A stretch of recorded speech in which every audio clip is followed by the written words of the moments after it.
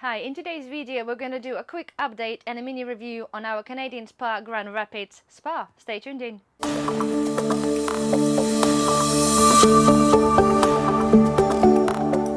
Hi guys, welcome back to the channel.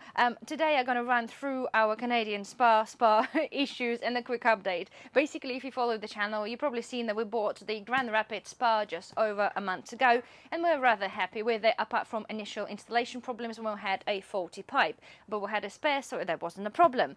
So upon using this for about 3 weeks, the spa has developed an issue. If you have a look in here, we've developed a big air bubble. Basically, where the glue come undone in here, see the little squares? It basically came undone. So we weren't particularly impressed, considering it was only about 3 weeks of use, and we never had any more than just two of us and the little baba in the spa, so it's not like it's been under immense pressure or anything like that. We haven't overinflated it or anything like that. So basically we called up the where we bought it from, and we've been told to go through the manufacturer's warranty, because obviously it's such a young product, we haven't had it for long. So basically the company decided, well, not decided, but said that they're going to send us a replacement of the just inner part. And if you remember, when I was unpacking and we were putting this together, ironically I said, oh, this probably because it consists of many parts, they're probably easy when you come to replace it. So there we have it. We'll have to wait for a little bit, but they have sent us a replacement inner part. But upon that, on the conversation, the guy said, but please do be careful when you do blow it up. So we're a little bit puzzled, considering there is no like a stop valve there to tell you when is enough or not enough air to fill up the hot tub. So basically you blow it up, when it feels a bit firm, you let it go. So what's the problem? So it's a bit of a stupid comment, to be fair. Nonetheless, the customer services was a little bit poor, because we had to chase them up quite a few times with the initial issue for us to actually get the response. But even though we had to call them the last time for somebody to then to be passed on to the phone to another person to then get basically a reply and get a replacement. Nonetheless, we have the replacement.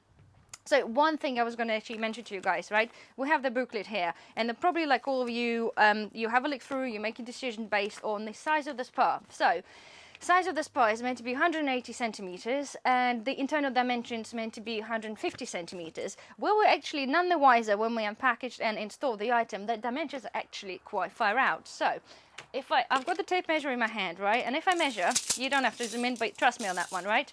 If I do it that way, it'd be easier for me anyway.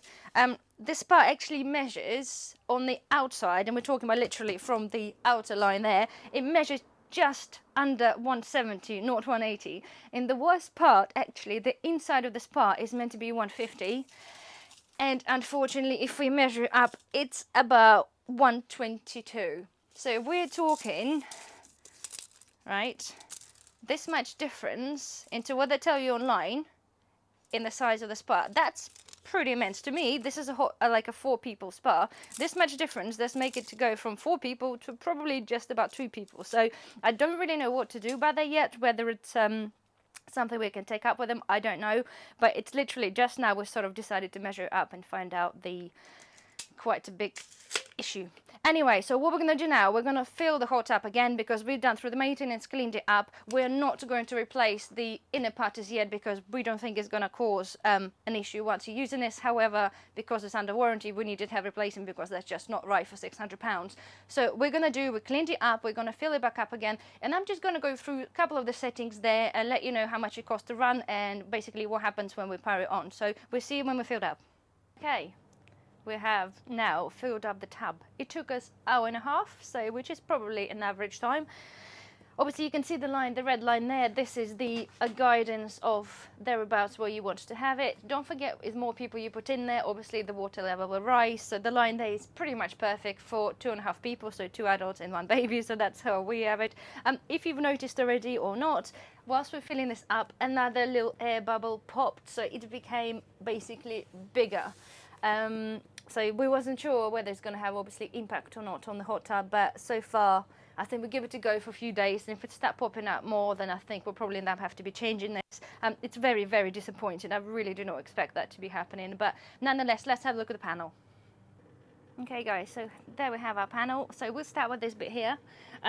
This hot tub came with the aromatherapy option, so we'll have a little tab here that you can put the aromatherapy pebbles in there. We haven't bothered with that, but choice is there if you wanted to. I don't really want to smell like a lavender, but nonetheless. So here, guys, we have the main compartment for the filter, which we said that the main reason we've chosen this hot tub is because filter is outside. So that means that all the filtered water, so all the dirty water doesn't come back up into the hot tub. You've got a little vent here to basically get rid of the air. And also this is where you change the filter. If we come back to the top of the panel now. Okay, so you can see, guys, it's really self-explanatory. Currently the water temperature is 19 because we only literally just fill the tap up. It's gonna take a little while to get to whatever temperature you want it to. So we have the heat button here, and we have a temperature control to be able to set it to whatever temperature you want. It goes up to about 40 degrees. So if we just put this on, say 36, this is our preferred temperature. You have obviously, yes, up temperature and down temperature. You also have a button there to lock. So if you press the button here, let's hold a bit for a moment. Okay, so now basically it locked the tab. So if any children playing around, which they shouldn't be, anyway, it's now locked for use. So we do that, unlock that again. Okay, so we have, as I said, the heat button, and we have a jets button that controls obviously your jets. There are 3 options for basically number 1, number 2, number 3. Also, you might have here, you have a little display, but apart from temperature, it will also ask you to change the filter. It basically set up as like as a timed reminder, so now and then it will pop up to tell you do you have to clean or change the filter. To basically what you gotta do, unscrew your thing, change the filter, clean the filter, put it back in there, and then hold the heat button for 5 minutes to reset it back to 5 seconds, sorry, and then yeah, basically you're ready to go. So if I just then press the jets button, so you guys gotta see the difference between jets number 1, 2, and 3. So we're going in with the jets number 1. Hold on.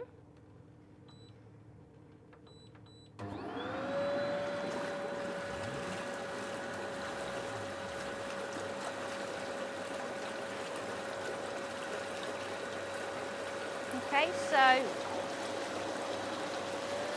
number 2 and number 3. So I'm going to turn them off.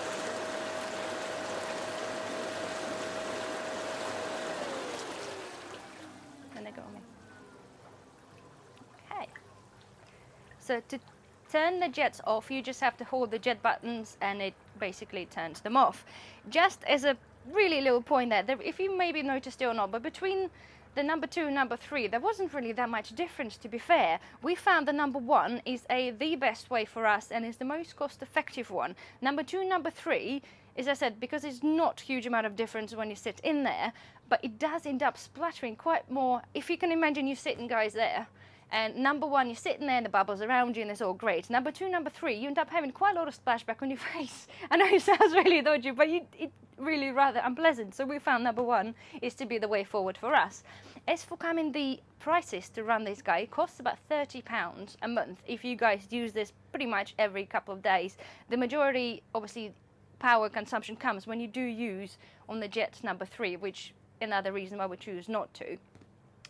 And another little point to point out to you guys, obviously because it does take quite a while to warm up, at the same time it takes quite sort of, the heat escapes really quickly when you're using the bubbles. The downside really, when you're sitting and using bubbles, the heat turns itself off, so you're not able to heat the water whilst you're using the bubbles, because the bubbles have a 20-minute timer. Basically, by the time you sat there for 20 minutes, maybe twice, so you spend sort of, say, 40 minutes in the hot tub, the water cools down quite a lot, and obviously in the time whilst you're there, the water doesn't warm up, so sometimes it does get rather chilly.